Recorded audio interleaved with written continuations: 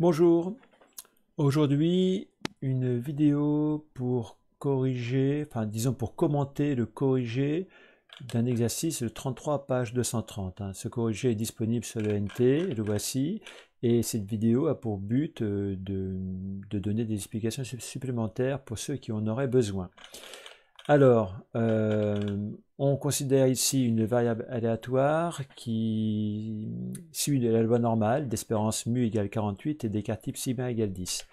La première question, il s'agit de justifier que la probabilité que le téléphone fonctionne plus de 3 ans est environ 0,885. Donc là, il y a juste à prendre sa calculatrice et à vérifier que c'est le bon résultat. Donc, allons-y.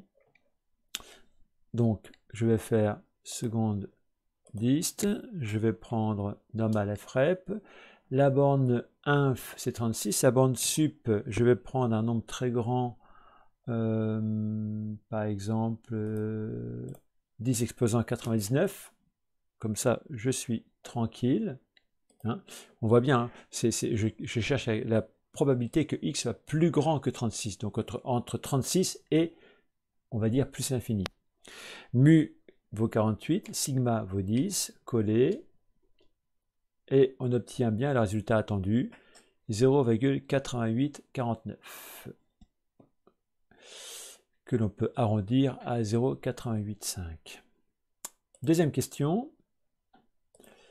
On suppose que le téléphone a fonctionné plus de 3 ans. Quelle est la probabilité qu'il fonctionne moins de 5 ans? Alors, question qui change un petit peu puisqu'elle fait intervenir les probabilités conditionnelles. On suppose que doit vous faire penser aux probabilités conditionnelles et au fait que c'est comme si on disait sachant que le téléphone a fonctionné plus de 3 ans, quelle est la probabilité qu'il fonctionne moins de 5 ans? Donc ce sachant que, c'est réellement une probabilité conditionnelle, c'est-à-dire que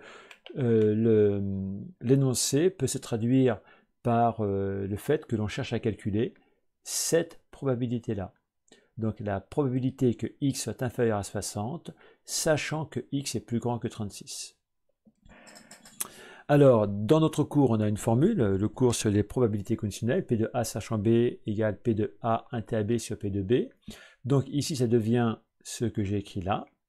Alors, ce inter, ici, hein, on sait que ça veut dire un et. Donc c'est comme si je disais ici x inférieur ou égal à 60 et en même temps x plus grand ou égal à 36.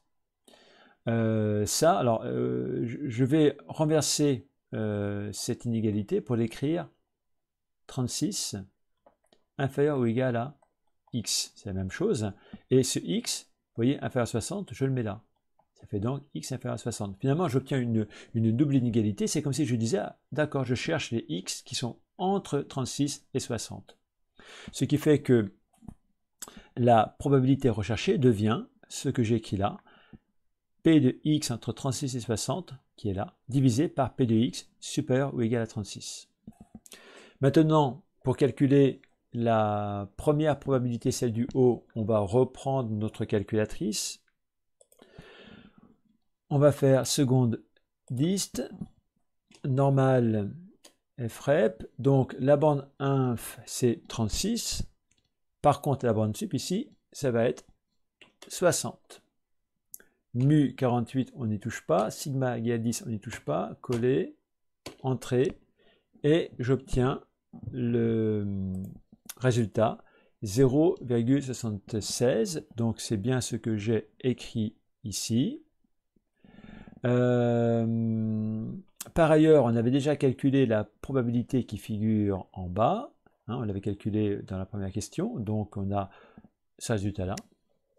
Ensuite, il suffit de faire la division, de prendre sa calculatrice, et le résultat recherché était donc 0,865 pour être un peu plus précis.